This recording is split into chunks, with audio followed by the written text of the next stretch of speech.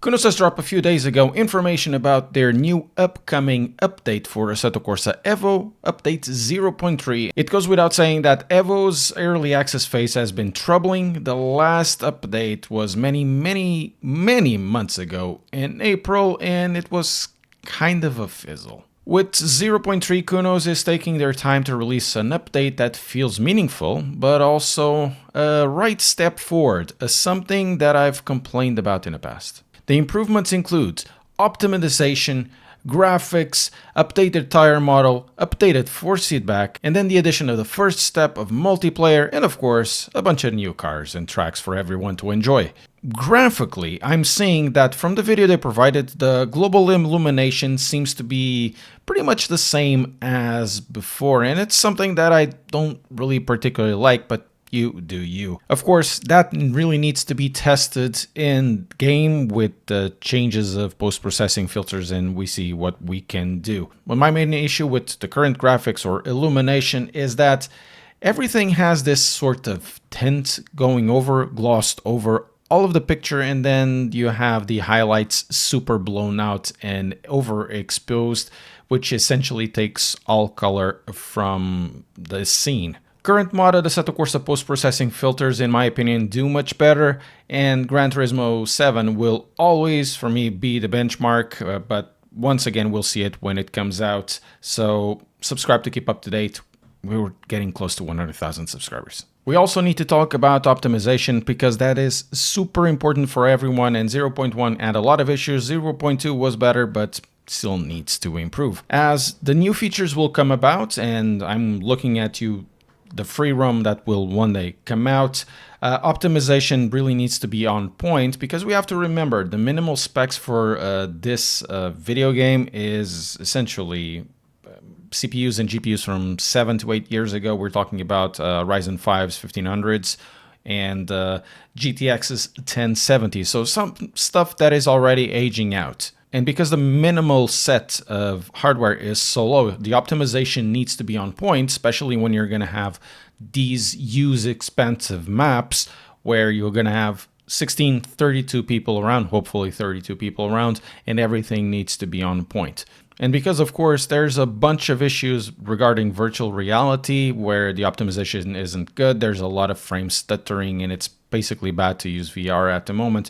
So the optimizations in graphics and CPU and GPU usability definitely needs to become better, so a lot of people can use this in different ways, triple screens or single screens like I use, or even VR, because VR is a great way to enjoy sim racing. 0.3 also brings a step up in physics, maybe important for some of you, maybe not so important for some of you, and that will come with 1000 Hertz suspension or dampening resolution. It also comes with a new suspension algorithm, a new tire model that wants to improve thermal behavior, where the grip changes better with temperature. Of course, all of these improvements may shift one way or the other with 0.3, with the hotfixes or whatever it comes forward, but it will be interesting to see how this develops for the future. And also because all of these improvements will be layered on top or below, depending how you see it, with the force feedback that apparently will also be improved with 0.3. Kuno states in the video that they have entry-level wheel users in mind to make the force feedback effects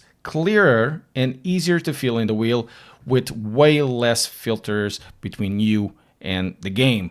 So also they show Logitech G29 or G923 as an example, where they talk about where if you make the force feedback too smooth, some wheels like the Logitech wheels won't be able to capture those details and translate it correctly, and then it becomes like this situation where everything is pretty much the same on the force feedback. They will also add a widget so you can change the force feedback and manipulate it the way you want for your wheelbase. All of these optimizations are incredibly important to get right now, because it have been some 7 months since the early access has released, and it's been kind of a mess.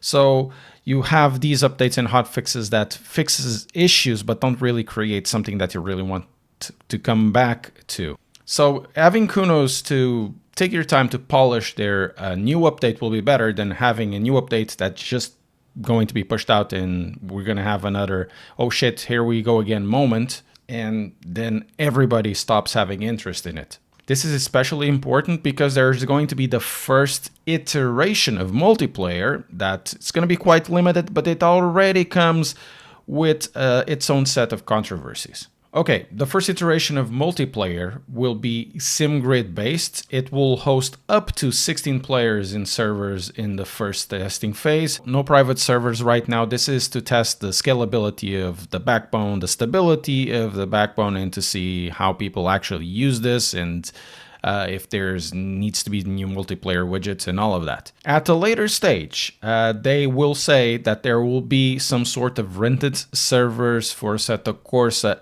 Evo. They will have a new portal for it called the Custom Servers Portal that will have a renting cost as expected, and they mention a price of around €1 per slot per month. I have compared this price to other popular hosted servers that work and, they've been around for years, and the price is between 2 times to 5 times more expensive than these third-party systems.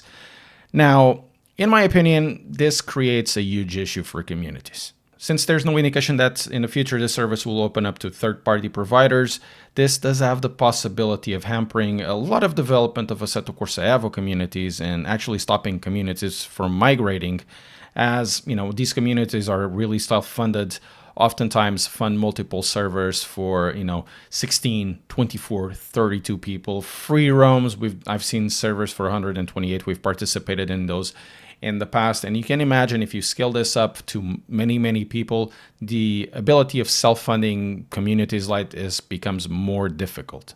This price at the moment, we don't know how it's going to develop in the future. It may become a complete hindrance for those free roam or toga communities I've been part in the past, because bearing this price is basically too much and they just need to keep in place. The last new pieces of news are regarding a new revamped audio system, which I really hope it comes with a revamped car sounds for some of the cars, and also a new bunch of content coming about for Assetto Corsa Evo on this new update that will include 9 cars, 2 tracks, and also 2 new garage things. And the cars will be so 2 of them will be the BMW GT3, so it will be cool to see, and also the Ferrari F1 2004, which is so majestic.